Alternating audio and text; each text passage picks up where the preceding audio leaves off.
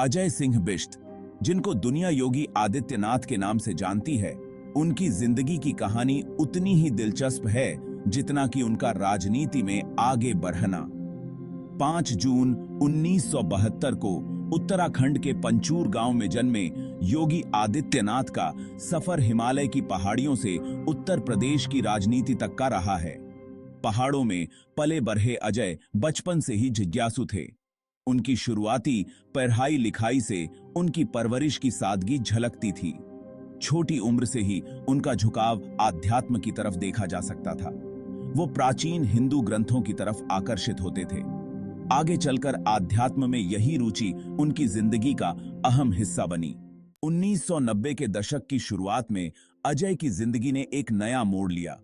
उन्होंने घर छोड़ दिया और गोरखनाथ मठ में शामिल हो गए। उनके इस फैसले ने कई लोगों को हैरान कर दिया। वो महंत अवैद्यनाथ के शिष्य बन गए। उन्होंने कठोर आध्यात्मिक शिक्षा प्राप्त की। 1994 में उन्हें योगी आदित्यनाथ नाम दिया गया। उन्होंने सांसारिक जीवन का त्याग कर दिया। गोरखनाथ मठ के ऐतिहासिक प्रभाव को देखते हुए योगी आदित्यनाथ का राजनीति में आना लगभग स्वाभाविक था। यह मठ हमेशा से सामाजिक और धार्मिक गतिविधियों का केंद्र रहा है और इसके महंतों को सभी समुदायों में सम्मान की नजर से देखा जाता है। 1998 में 26 साल की उम्र में उन्हें गोरखपुर निर्वाचन क्षेत्र से भारतीय संसद के लिए चुना गया। यहीं से उनके राजनीतिक सफर की शुरुआत हुई। उनके ज्वलंत भाषणों और कट्टर हिंदुत्व के रुख ने उन्हें जल्द ही पहचान दिलाई। उन्हें उनकी सादगी और लोगों के प्रति उनकी पहुंच के लिए जाना जाता था। आम लोगों से, खासकर युवाओं से, उनका जुड़ाव साफ दिखाई देता था। उन्होंने विकास और सांस्कृतिक संरक्षण के मुद्दों पर अपना चुनाव प्रचार किया। उत्तर प्रदेश की राजनीति में योगी आदित्यनाथ का उदय बहुत तेजी से हुआ। उन्होंने 1998 से लेकर 2017 तक लगातार 5 बार गोरखपुर लोकसभा सीट जीती।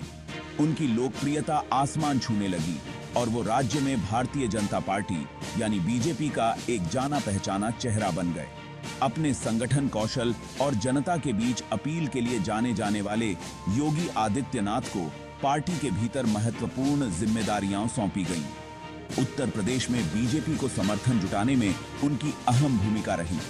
उनके भाषण लोगों को पसंद आते थे और वो एक शक्तिशाली वक्ता बन गए।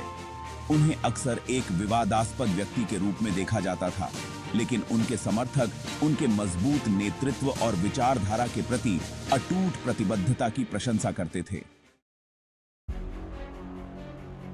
2017 में एक चौंकाने वाले कदम में योगी आदित्यनाथ को उत्तर प्रदेश में बीजेपी सरकार का नेतृत्व करने के लिए चुना गया। इस फैसले को पार्टी द्वारा अपने हिंदू वोट बैंक को मजबूत करने के लिए एक रणनीतिक कदम के रूप में देखा गया। मुख्यमंत्री के रूप में उन्होंने कई सुधार लागू किए। कानून और व्यवस्था उनकी सर्वोच्च प्राथमिकता बन गई और उन्होंने अपराध के खिलाफ सख्त रुख अपनाया। उन्होंने बुनियादी ढांचे के विकास और व्यापार करने में आसानी में सुधार पर भी ध्यान केंद्रित किया। उनके कार्यकाल को प्रशंसा और आलोचना दोनों का सामना करना पड़ा है। उनके समर्थक उनके मजबूत नेतृत्व और विकास की पहल की ओर इशारा करते हैं, जबकि आलोचक कुछ संवेदनशील मुद्दों को लेकर उनके काम करने के तरीके पर सवाल उठाते हैं।